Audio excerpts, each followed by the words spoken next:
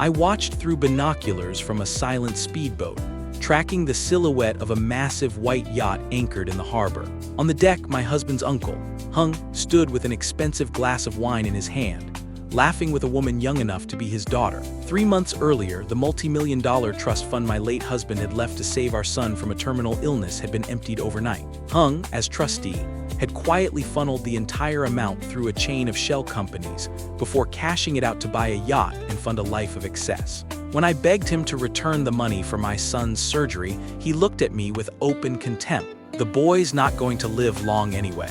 Why waste money burying him in debt too? He thought I was just another broken, helpless mother who would cry and accept it. He had no idea that for 3 months I had used the last of my savings to hire the best forensic accountants I could find. We hadn't just traced the money, we'd exposed an entire laundering chain, including tax evasion he believed no one would ever discover. I lifted the radio to my mouth. The green signal from the Coast Guard crackled through. 2 high-speed patrol boats tore through the dark water, closing in on the yacht. I watched Hung drop his wine glass as armed officers stormed the deck. He was dragged off the boat in his swim trunks, face pressed against the deck like the most ordinary criminal alive. The trust fund was frozen and restored within the hour. My son would have his surgery tomorrow. 4 months earlier, I believed the worst part of losing my husband was already behind me. I was wrong. The worst part was still coming, and it would come from someone who shared his blood. The pediatric oncology ward at St. Anne's had a particular smell I'd stopped noticing after the first month. Antiseptic under something sweeter, hand sanitizer, and the industrial lavender of hospital linens. But I noticed everything else. The beeping monitors. The way my son Daniel's wrist looked too thin for the hospital bracelet circling it. The way he'd started asking fewer questions about when he could go home. As if some part of him, at 8 years old, had already begun adjusting his expectations downward to match what the adults around him weren't saying out loud. Daniel had leukemia, the aggressive kind, the kind his oncologist described in careful, measured language that always circled back to the same phrase. There's a treatment protocol, but it requires resources. A bone marrow transplant, specialized post-transplant care, an experimental immunotherapy trial that wasn't covered by any insurance policy I'd ever heard of. The number the hospital's financial counselor eventually gave me, typed out on a printed estimate she slid across her desk like she was handing over a diagnosis of her own, was large enough that I'd laughed once, a short, involuntary sound with no humor in it at all. My husband Tuan had known this was possible.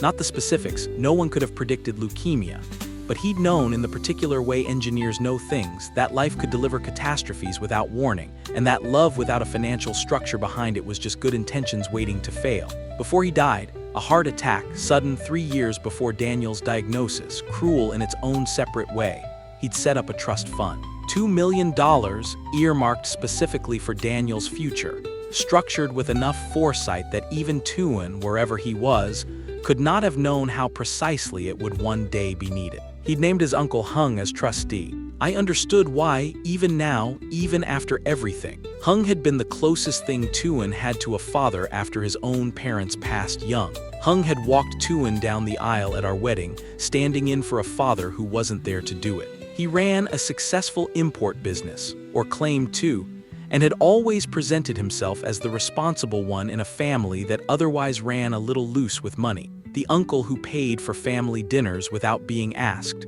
who lectured younger cousins about compound interest at every holiday gathering. Tuan had trusted him with his own life savings in the past. Trusting him with Daniel's future had felt, at the time, like the safest decision available. For the first year after Tuan's death, Hung managed the trust exactly as he should have. Quarterly statements arrived on schedule. When Daniel needed his first round of chemotherapy, the funds released without friction, without delay, and I remember actually feeling grateful, actually thinking that Tuan's instinct about his uncle had been right. The trouble started small enough that I almost missed it. A statement that arrived 2 weeks late. A phone call I made about a discrepancy in an account balance. $40,000 I couldn't account for, that Hung explained away as a timing issue with the brokerage. Nothing to worry about. These things happen with large portfolios. I believed him because believing him was easier than the alternative. and because Daniel had just started a new round of treatment, and I didn't have the bandwidth to interrogate a man who'd known my husband since childhood. By the time I understood how bad it had actually gotten, 3 months had passed, and the fund that was supposed to carry Daniel through a bone marrow transplant and 18 months of follow-up care held less than $11,000. I called Hung 4 times before he answered.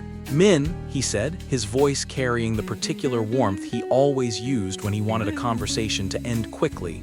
"I know this looks bad, but the market's been brutal this year. A couple of the investments I made on Daniel's behalf, they didn't perform the way I expected. I'm trying to fix it. Give me time." "There is no time," I said. "The transplant team wants to schedule for next month. I need the money now, Hung. I need you to explain to me where $2 million went in 18 months. Bank errors happen, investments fail. I'm not a magician, Min."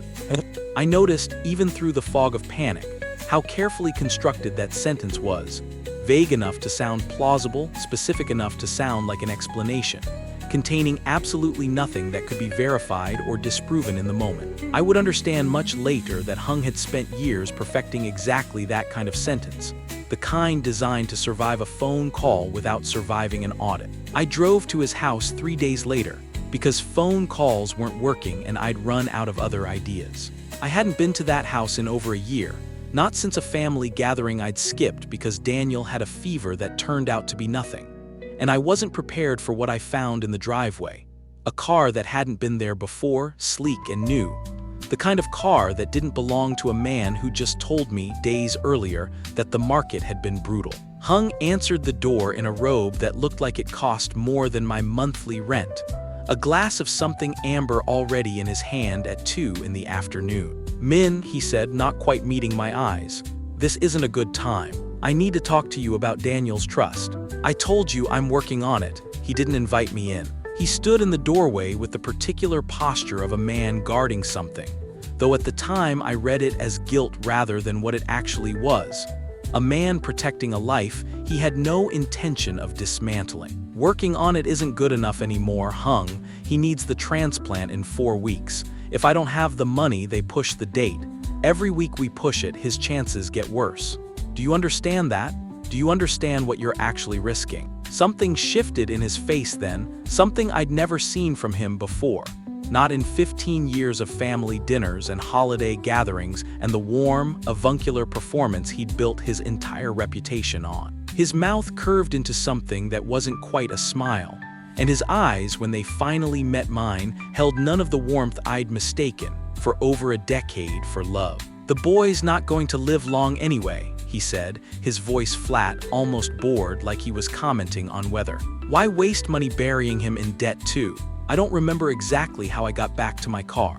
I remember standing in his driveway afterward, my hands shaking too badly to find my keys, staring at that sleek new car parked where an honest man's modest sedan should have been, and understanding, with a clarity that arrived like something physical, like a blow, that the man standing in that doorway had never once been protecting Daniel's future. He had been spending it. I sat in my car outside his house for nearly 20 minutes before I trusted myself to drive. I didn't cry. That surprised me later when I thought back on it, that the moment my husband's uncle told me my dying son wasn't worth saving, something in me went past grief entirely and arrived somewhere colder, somewhere with no tears left in it at all. Hung believed he had already won. He believed a grieving mother with a sick child and no legal training would exhaust herself against a wall of vague explanations and expensive lawyers he could afford and I couldn't, until eventually, inevitably, she gave up. He had no idea I had just stopped asking him for anything. I drove home, sat down at my kitchen table with Daniel's hospital paperwork spread out in front of me, and started making a different kind of list. Not requests, not pleas. Names of forensic accountants. The first forensic accountant I called hung up on me within 4 minutes. Not unkindly, just efficiently, the moment I mentioned my total available budget.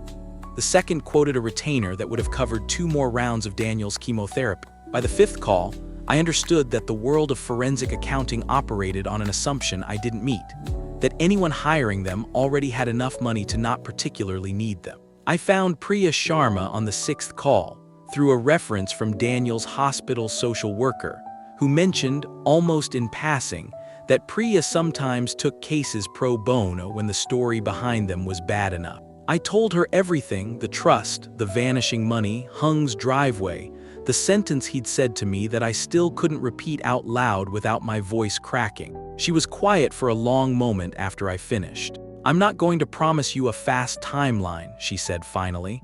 "Forensic accounting isn't fast, but if what you're describing is real, there's almost always a trail.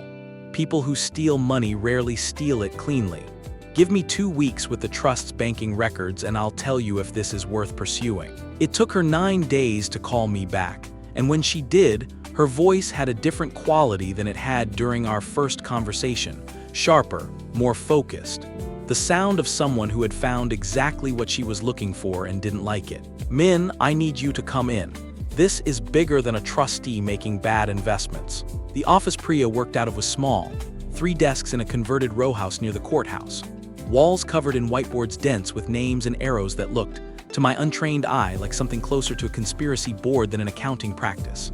She'd printed out a diagram for me, 6 pages taped together end to end, and walked me through it with a pen, the way I imagined she'd once walked juries through evidence in a former life as a fraud investigator for the state. "Your husband's trust disbursed funds through a brokerage account Hung controlled as trustee," she said, tracing the pen along the first branch of the diagram. "Standard, nothing unusual there. But 18 months ago, roughly around the time your statement started arriving late, Hung opened 3 LLCs here, and here." She tapped 3 boxes on the page, each labeled with names I didn't recognize: Meridian Import Solutions, Coastal Ventures Group, Blackwater Logistics Partners.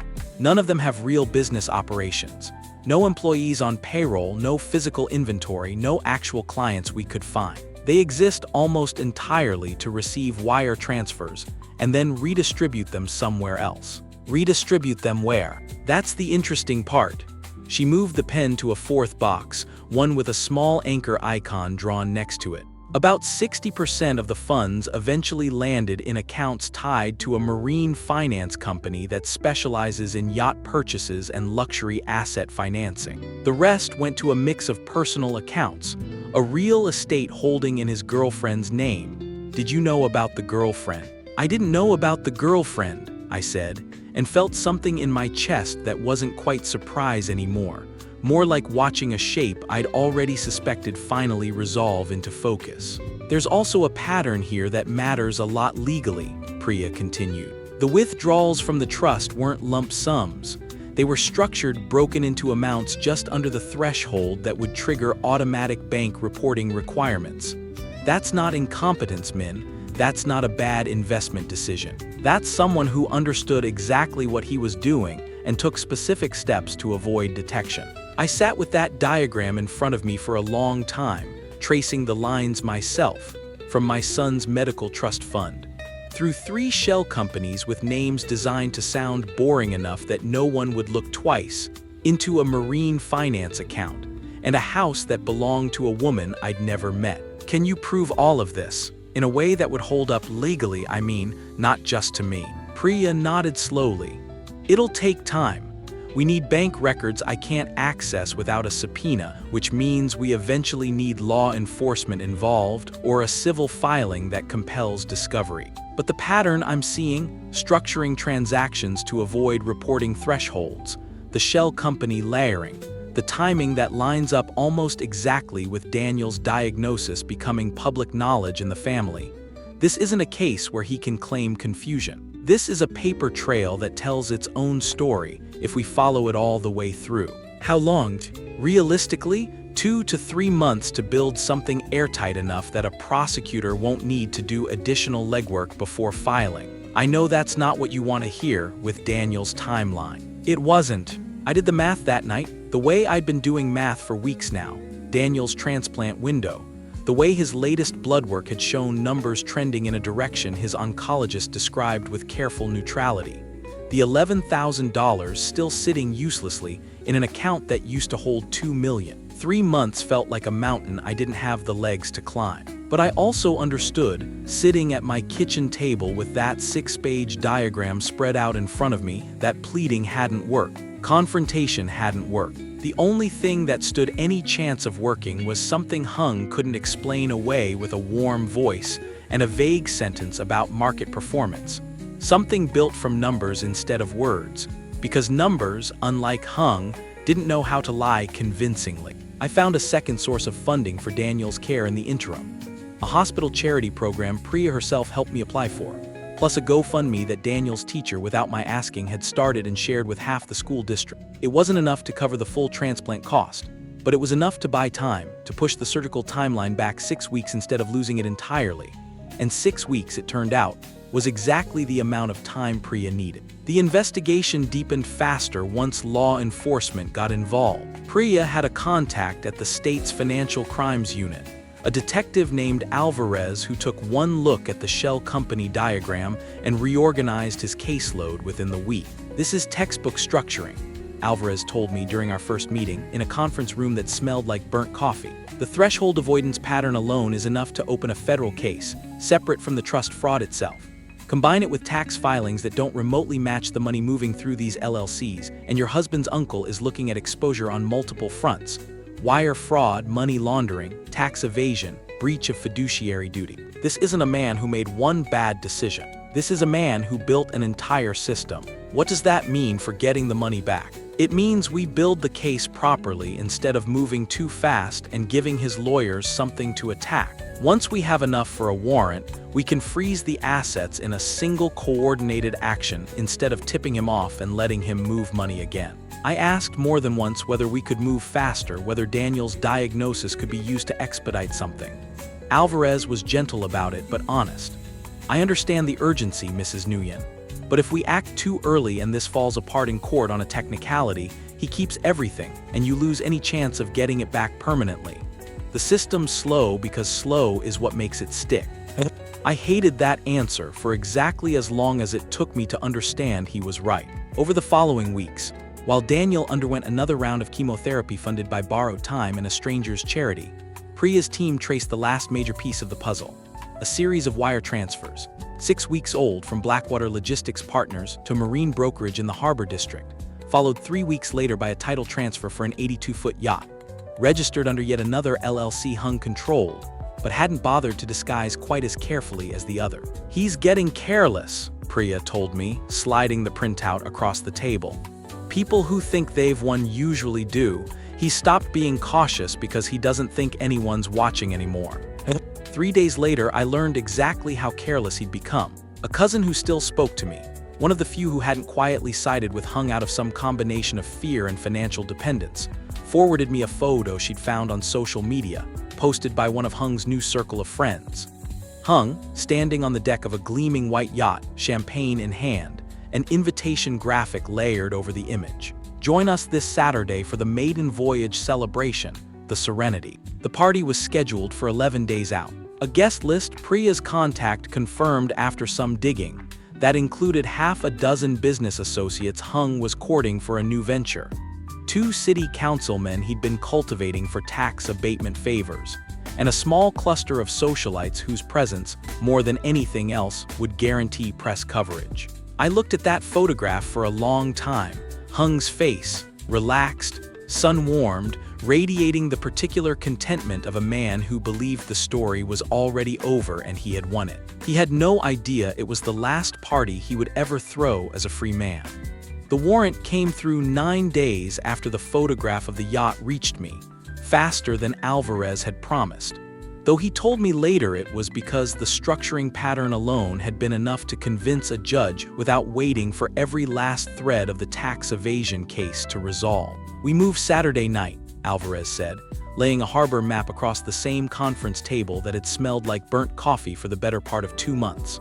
"During the party, not before. If we pick him up beforehand, his lawyers get a chance to freeze the narrative before we freeze the assets.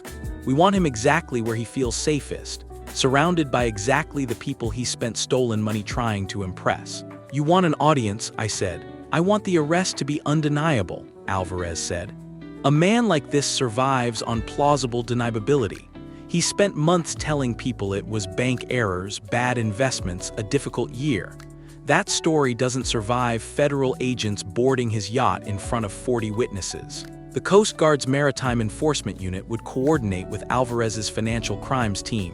2 patrol vessels staged a half-mile out from the marina, engines idling, waiting for a signal. A parallel team would simultaneously execute asset freeze orders at 3 banks the moment the boarding began, closing every door Hung might otherwise have used to move money in the chaos of his own arrest. "You don't have to be there," Alvarez told me, the way Reyes might have told Clara, the way people who do this professionally always seem to offer the same quiet mercy to the people who have earned the right to watch. "Most people don't want to see it happen in real time." "I want to see it," I said. "I've spent 4 months watching him win. I'm not missing the part where he doesn't." He didn't argue. He arranged for me to observe from a small chartered boat a quarter-mile out, radio equipment set up, so I could hear the operation unfold in real time, close enough to watch, far enough to stay out of the way of armed officers doing their job. Saturday night arrived warm and clear, the kind of harbor evening that made the yacht look, from a distance, like something out of a lifestyle magazine. String lights strung along the railing, a small band playing on the aft deck, the hum of expensive conversation carrying faintly across calm water. I watched through binoculars as guests arrived by water taxi in evening wear, laughing, champagne flutes already in hand before they'd even boarded. Hung stood near the gangway greeting each arrival personally, dressed in linen the color of the boat itself, his arm occasionally finding its way around the waist of a young woman I now knew from Priya's research. Was named Vivian, the girlfriend whose real estate holding had been quietly purchased with Daniel's transplant money. I watched him laugh at something a city councilman said. I watched him accept a toast in his honor, glass raised, the string lights catching the amber of his drink the same way they'd caught the amber of the one he'd been holding in his driveway doorway the day he told me my son wasn't worth saving. For nearly 2 hours, I watched him have the best night of his stolen life. "Min," Alvarez's voice came through the radio, steady, professional. "We're moving into position. This will happen fast once it starts. I need you to stay on this boat no matter what you see." "Understood," I said, and found my hands were perfectly steady, which surprised me more than anything else that night. The patrol vessels appeared without warning, the way I imagined Hung himself had appeared without warning in Daniel's life 18 months earlier, cutting through the dark water with running lights that suddenly bloomed white and blue against the harbor's calm surface. The band on the yacht's deck faltered mid-song. I watched through the binoculars the exact moment the party noticed. Heads turning, conversations dying, champagne glasses lowering as 40 wealthy strangers realized, all at once, that the evening had changed shape. "Coast Guard, federal agents, this vessel is under a lawful boarding order," a voice announced through a loudspeaker, cutting cleanly across the water. "All guests remain where you are. This does not concern you unless you interfere." Hung's face, even at a quarter-mile through binoculars, went through the same sequence I imagined mine had gone through in his driveway months earlier. Confusion first, then disbelief, then something closer to physical panic as 2 officers came up the gangway he'd stood beside all evening, welcoming guests with a warmth that had never once been real. "Hung Tran," one of the officers said, loud enough to carry. "You're under arrest for wire fraud, money laundering, and breach of fiduciary duty." I watched him try for a moment to perform his way out of it. The same warm voice, I imagined, that had explained away $40,000 as a timing issue, now aimed at federal agents who had spent 2 months building a case specifically designed to survive exactly that kind of performance. Whatever he said, I couldn't hear from that distance, but I could see the shape of it in his body, the placating hands, the practiced tilt of his head, the smile that had fooled an entire family for 15 years failing, for the first time, to fool anyone at all. Vivian backed away from him without hesitation, the specific speed of a woman recalculating her own exposure in real time. The councilman who'd toasted him 20 minutes earlier had already turned toward the railing, distancing himself with his whole body from a man he was, I understood, already planning to describe as a mere acquaintance to whatever reporter called him first. They put the handcuffs on him near the same spot he'd been standing when he raised his glass in his own honor. I watched him drop that glass at some point in the struggle, not dramatically, just a small, glinting arc of crystal disappearing over the railing into dark water, the last piece of the evening's performance sinking without a sound. They walked him off the yacht in front of every guest he'd invited specifically to witness his triumph, his linen jacket rumpled, his face slack with the particular horror of a man watching an audience he'd spent months cultivating become, instantly and permanently, witnesses against him instead. As they brought him down the gangway toward the waiting patrol boat, his head turned, scanning the dark water beyond the marina lights, and for one moment I understood he was looking for the same thing Brenda had looked for on that red carpet, the same thing every person like him eventually looks for in the wreckage of their own arrest. Someone to blame, someone to appeal to, someone whose forgiveness might undo what had just happened. He found me instead, a small, unremarkable boat a quarter-mile out, nothing about it suggesting anything except a woman watching from a safe distance. He didn't call out. I don't think he had anything left to say. For the first time in 15 years of knowing him, Hung Tran had run out of warm, vague sentences designed to make a problem disappear. I lowered the binoculars and picked up the radio. "It's done," Alvarez's voice said. "Asset freeze is confirmed at all 3 banks. The trust funds are being traced for immediate restoration pending the court order." I looked back toward the yacht one last time, its string lights still glowing uselessly over a deck now empty of everyone except federal agents cataloging evidence, and felt something in my chest finally, quietly, begin to loosen. "Thank you," I said, and meant it for more people than just Alvarez. The surgery was scheduled for the following Tuesday, 4 days after the yacht, the fastest turnaround the transplant team had ever offered me, made possible by a court order that unfroze and redirected the trust fund within 72 hours of Hung's arrest.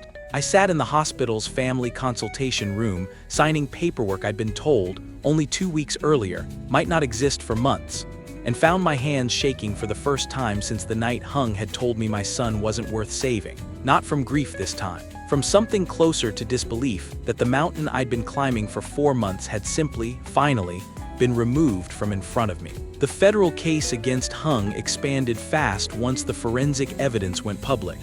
Wire fraud, money laundering, structuring transactions to evade bank reporting requirements, tax evasion spanning 3 fiscal years, breach of fiduciary duty, a charge that carried less weight in a federal courtroom than the others but mattered more to me than any of them, because it was the one that named, specifically, what he had done to a dying child who trusted him without ever having the chance to know better. The yacht was seized within the week, along with the house Vivian's name was on, along with 2 other properties Priya's team uncovered during the expanded investigation. Assets purchased entirely with laundered trust money, all of it now moving through a forfeiture process that would eventually return whatever could be recovered to Daniel's medical fund. The family fractured in the way families do when a carefully maintained fiction collapses all at once.